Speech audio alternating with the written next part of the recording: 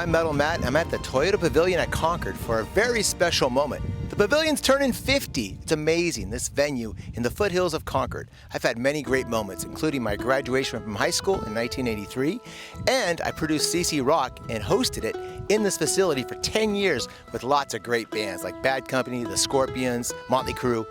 I've got a lot of great historical footage of this venue, including the reconstruction back in the mid-90s and some great sound bites from the key members of the staff back in the 70s, 80s, and 90s. So sit back and relax. It's going to be a great walk down memory lane at the Toyota Pavilion at Concord.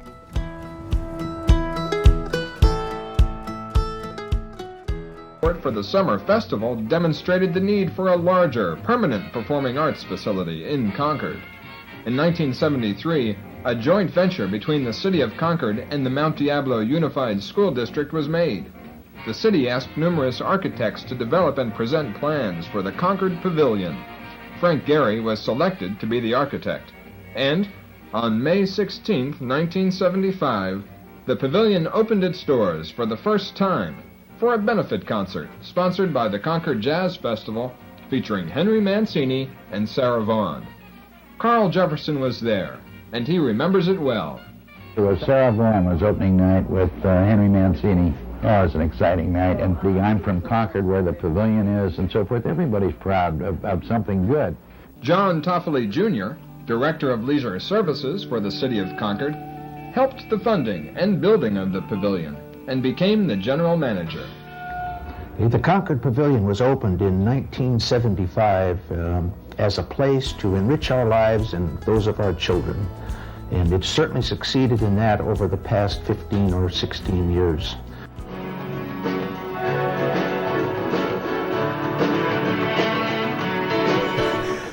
Well, when you work for John Toffoli, I mean, you know, John was hired from Richmond and he was brought over here to form an arts department because Concord didn't have that. So Bud Stewart, who's the city manager then, brought John over, and that was his job, and he did. But little did we know he was this dreamer, this person with great ideas, and he didn't want to be bothered with the small stuff. Or you know, he would develop an idea and then throw it at all of us in the department and leave it up to us to try to make it happen. You know, that happened not only with the Jazz Festival. We did swim meets. We did softball tournaments, major tournaments. We did golf tournaments. We did all kinds of stuff because of him, because he was this visionary. And I think that's why him and Carl Jefferson hit it off so well, because Jeff was the same thing. He was a visionary as well. This is a remarkable feat for the City of Concord, for John Toffoli and his staff, that this place was so cleverly done, and how it was by a nationally known architect. Everything about it with John. Now, John's responsible for what exists up here. I had something to do with promoting it, but the credit is due to John and his staff for operating that facility. It's amazing, really. Oh, I know. It's a strong I agree. statement. That commercial cost me a lot, and I want you to But what John wanted, he wanted to have everything that he could possibly have here. So the community would at least have a chance to see it, to see something. And believe me, we did everything you can imagine here. I mean, we had one-ring circus. We had professional wrestling, boxing. We did Broadway plays, the symphonies, the ballets. And what happened was, as we evolved after a couple of years of operation, we saw that the dynamics were changing on city council, because you're always subject to the council's opinion. And so we started seeing that the finances became a little more important. Concord wasn't really interested in underwriting these special events. So John found himself in a awkward position that he's going to have to start doing shows that maybe he didn't like hard rock and roll, acid. I mean, he didn't like that stuff, right? But we had to start creating a balance that those shows would pay for some of the shows, like the symphony. I mean, when we would have the San Francisco Symphony here, it would cost a bloody fortune. And quite frankly, sometimes they didn't do very well. And even the Concord Jazz Festival didn't do as well as it did in the park, because now it was competing with some of the major pop shows, the middle of the road or what have you. A hole in the wall. I'm gonna crawl inside and die. You better, cause it's gonna be the last one you get. I come a ladder now. That be the Well, I always used to say I had two jobs. We had an office job during the day when we were planning advertising or looking at box office issues or booking acts or whatever the case may be. And then 75 to 100 times a year, we had a night job when we came out to the facility. Our offices were in downtown Concord, the administrative staff. And so whenever there was a show of any type, we would come out here in the evening and settle up with the act, and then we'd know right before they were going to finish, we'd come out. I'd love to see if there was going to be an encore and just see the reaction of the audience who would come to see a show that we had been marketing and see if they enjoyed it, and happy faces leaving afterwards. There wasn't a whole lot of media exposure. You know, we knew the Jazz Festival had been the impetus to build a concert hall, and so there were an artist rendering that, you know, a pen and ink version that would be marketed, but the public really didn't see the construction.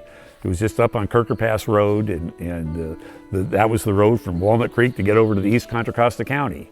And actually, one time it was going to be the East-West Freeway, and that's one of the reasons they picked this, because they thought there was going to be a major thoroughfare, and boom, you could get right from Highway 24, 680 to the Pavilion, and that never happened. So, you know, ahead of time, most people probably thought, well, the Jazz Festival has a permanent home. And we're saying, well, we're going to have a lot of other entertainment. And actually, when it was first built, the city council said there'd be no rock music at the Pavilion. You know, this was the mid-'70s, and of course in the '60s and '70s, that rock had not the best reputation, and, you know, sex, drugs, and rock and roll. And very early on in the first year, we realized that economically, we weren't going to be able to survive without having rock music. So after 2 weeks of the second year, we'd had a sellout show with Seals and Crofts, and then the next week one with Boz Scaggs. And the Monday after the Boz Scaggs show, Bill Graham Presents called us and said, hey, let's talk about having us rent the Pavilion. So in our second season, they actually came out and rented the Pavilion and did 6 concerts. And so by then, the array of artists we had was, you know, from symphonies, country music, folk music, jazz, which had helped build the Pavilion, and rock and so forth. And you know, we took great pride in the fact that we had a very diverse thing. You know, one night we'd have Marshall Tucker Band, and we'd have security on horseback patrolling the hills around the Pavilion, clean up the Pavilion. And the next night have Arthur Fiedler and the Boston Pops. And the next night have a jazz show on Friday, and then on Saturday and Sunday have 2 other shows. So we, you know, took great pride in having a diverse thing, and hopefully something that everyone in the city would and in the broader Bay Area would like to come out and see. Well, what I think makes the Concord Pavilion special is that it was a community-built theater. It's a beautiful outdoor venue that Frank Gehry helped design, and it had a great blend of top concert acts coming to perform here and community events. And on that warm summer night, it's just a great place to see a concert. You get on top of the lawn, you can see Mount Diablo and the beautiful Diablo Valley. The original Concord Pavilion was designed as a symphony hall and to also host the Concord Jazz Festival. So when the money for the symphony wasn't bringing enough revenue in to support the operation, concerts were starting to be brought in, and subsequently a lot of the shows that arrived would come up with their van or their truck and try to figure out how to put this equipment into a symphony hall. It was a challenge. And so my job was sort of straighten that out. I had a lot of road experience, a lot of traveling. Prior to coming to the Pavilion, I did 7 years on the road, traveling with various groups. So I knew it from the artist's perspective coming in and trying to help them understand how to fit their show into this building. So it was a tough time, and ultimately we had to change. Otherwise, those artists weren't going to come back.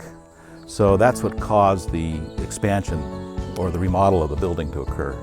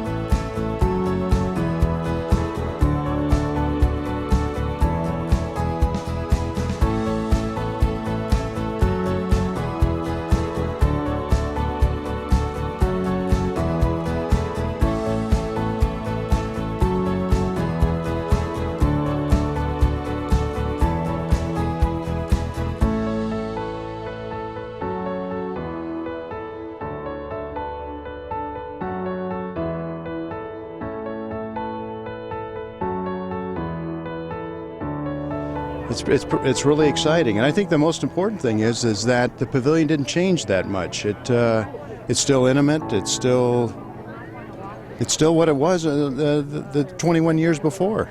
It's interesting. I was just reading the other day.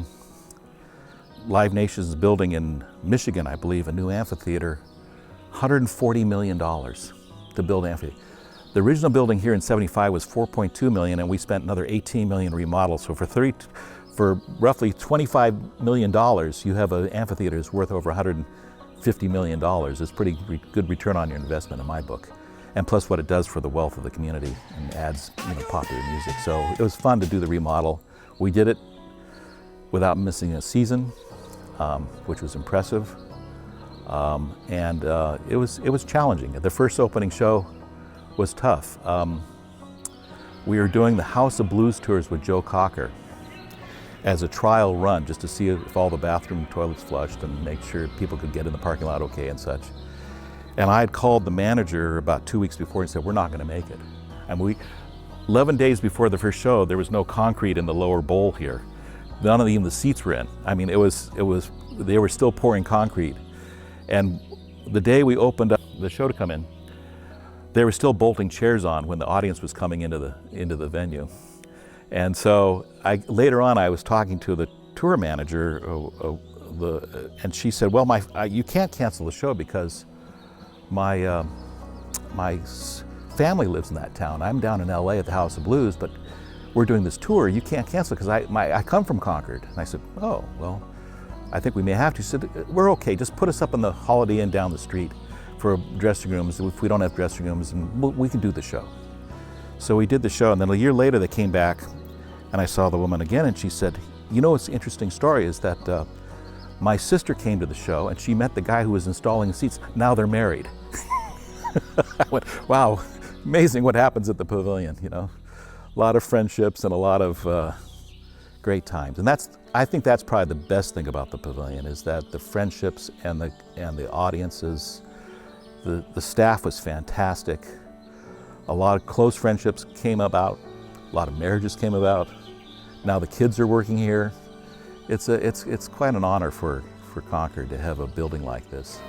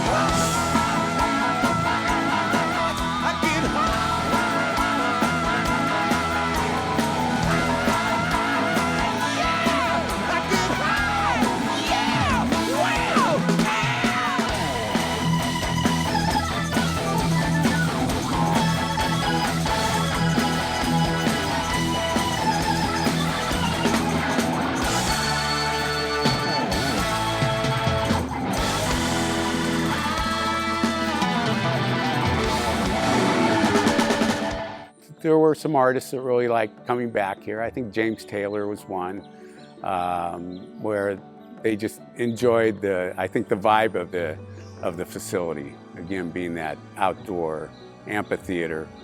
Some artists prefer doing the indoor arena shows, but I think there are some artists that really enjoy the outdoor. The night before, I got a call at like 3 a.m. in the morning at my house when I'm sleeping in bed. Woke me up, and it was the tour manager for the Blues Brothers, and he said, "Hey Doug, we're down in LA, we just finished the show." And I'm thinking to myself, oh my God, are they gonna cancel? Am I gonna be pulling the plug? And he goes, no, we just finished the show, and it went very well, but John was having a really tough time, John Belushi was having a really tough time with the catering, and I need a few things on the catering to be fixed. And I said, what is it? He says, make sure that he's going on a diet, he wants diet guacamole dip. Make sure the guacamole dip is diet, okay? And I'm like, okay, I can do that. And hung up the phone, I went, phew, cheated death. I thought the show was gonna cancel, and here all I had to worry about was the catering. So we never knew what diet guacamole dip was, but we labeled it diet guacamole dip on the bowl. But It was fun, you know. And I never knew that John Belushi could be an aerobic. You know, he could do backflips on the stage, and so he ran up on the old stage, all the way down the hall, and started doing backflips across stage, and then landed. It was quite impressive. It was an amazing show. If you were here, you saw one of the best shows of the Pavilion's history.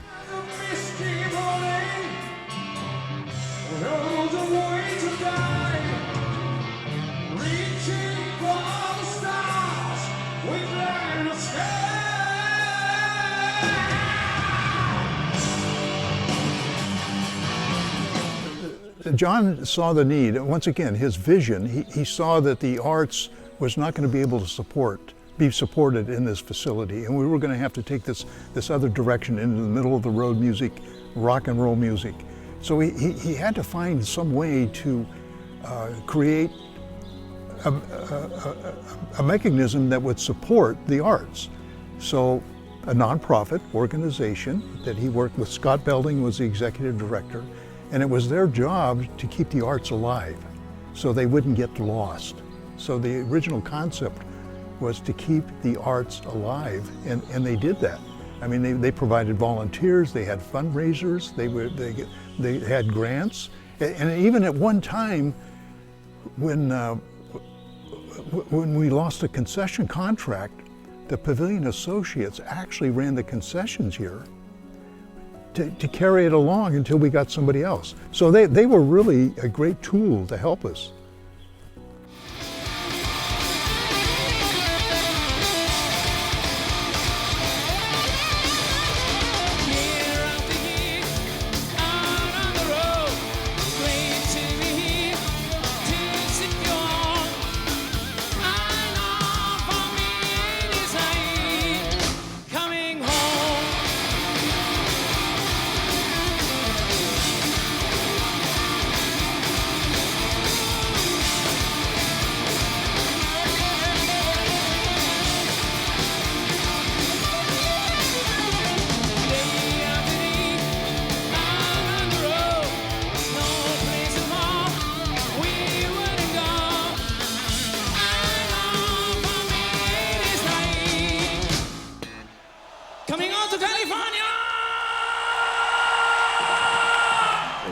Bill Graham and John Toffley and I met many times in his office, and once he started coming out here and so forth. So we had many interactions, and for 3 years, the second, third, and fourth year of the Pavilion, they rented the building more than any other promoter to do shows. And after that years, we had this lawsuit with James Taylor, and we realized we were trying to book an act at the Pavilion, and then one or two promoters were trying to book the same act in the same place. And you know, Bill Graham called me one time, we were booking Andy Gibb, and he called up and he was screaming in the phone. He says, "How could you pay that kid $35,000? And I said, "Bill, I don't know that much, but Andy Gibb is the Concord Pavilion. I mean, you put the picture in the dictionary, he fits our audience, the suburban audience and so forth." And he sold out in like 2 or 3 days. The night we booked, the city council voted to have Bill Graham start in the 1986 season as the sole booker. We went to dinner afterwards, after the city council meeting, at TR's restaurant, which is now our Congressman Mark DeSaulni's restaurant. And I was sitting right next to Bill Graham, and I said, "You know, Bill, we got to get the Grateful Dead here." We'd had their bands when they'd split up, but we never had the Grateful Dead, and of course they had quite a reputation. And Bill says, "Not going to happen." He realized that he was taking too much of a chance to have the Grateful Dead and their audience come out to the Pavilion, so that actually never happened.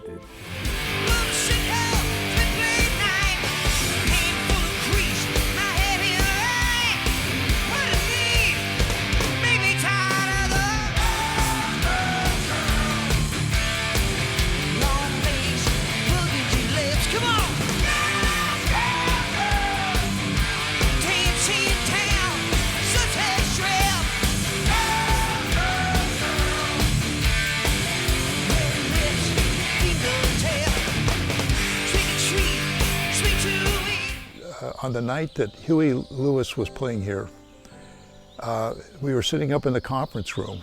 John, and I'm not sure if Jay Bedecarre was there, but I was there, and it was raining and it was bad weather. And we said, "Bill, you can't, and he arrived in a helicopter, and he said, you can't leave here. I mean, my understanding was that his pilot did not have instrument training.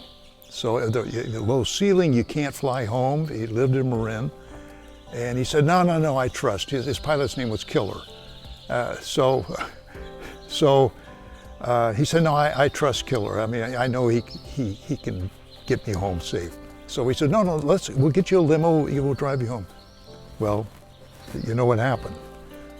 You know, he was killed. I mean, the pilot was following Highway 37, I think, and just ran into the tower. But I'll never forget that as well. So the next morning, you know, I get a call that, you know, what had happened.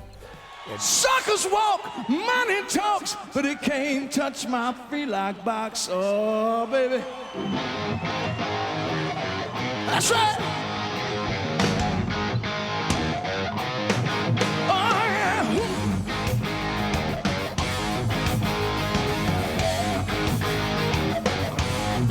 It's all right.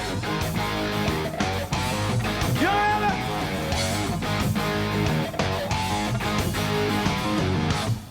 Mysteries of the days of old. Find the key, you got the gold. Ooh. 1, 2, 3, like box for me. 1, 2, 3, like box. Oh yeah. 1, 2, 3, like box. 1,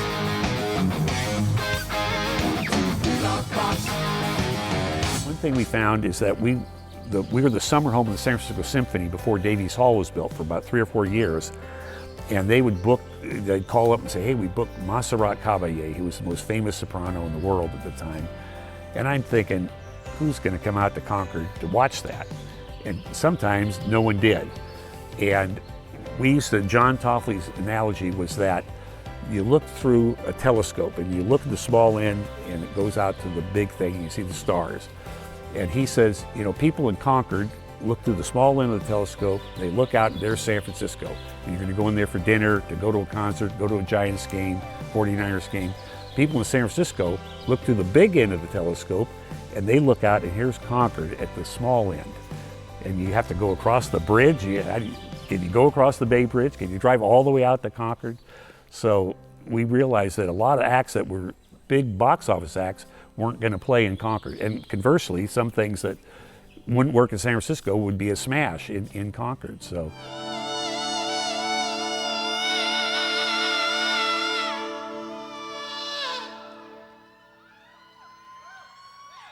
You may see your life as a compromise. You may live to find the promise dancing in your eyes. Nobody knows it's meant to be. Let the magic of the moment say it all to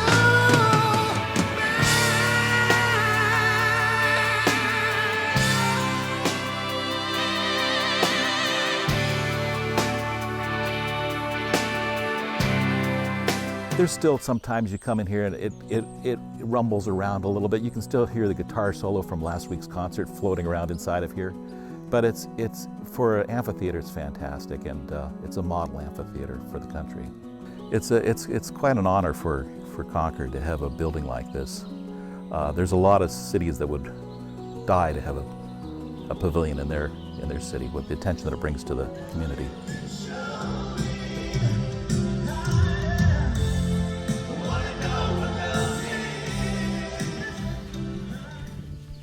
Well, I hope you enjoyed this historical look at the Toyota Pavilion at Concord, an amazing amphitheater here in Contra Costa County. Thank you very much to Live Nation and Polo Loco for making this video possible. I enjoyed making it. It was a labor of love. So I'll see you at the show. Bye-bye.